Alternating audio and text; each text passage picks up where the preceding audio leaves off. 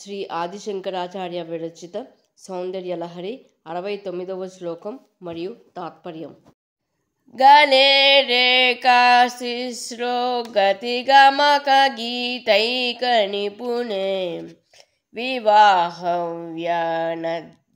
ప్రగుణ గుణ సంఖ్యా ప్రతిభువః విరాజంతే నానావిధ మధుర రాగాకర భువా త్రయాణం గ్రామాణం స్థితి నియమసీమాన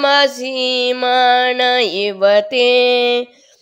మార్గ దేశి అనే సంగీత మార్గము గతినందు, స్వరకంపన గమకమందు, గీతమునందు నైపుణ్యము గల తల్లి, నీ కంఠాన ఉన్న 3 రేఖలు వివాహ సమయమున శివుడు చక్కగా కట్టిన మంగళసూత్రమున ఉన్న 3 పేటల దారాలకు ప్రతినిధులుగా ఉన్నవి.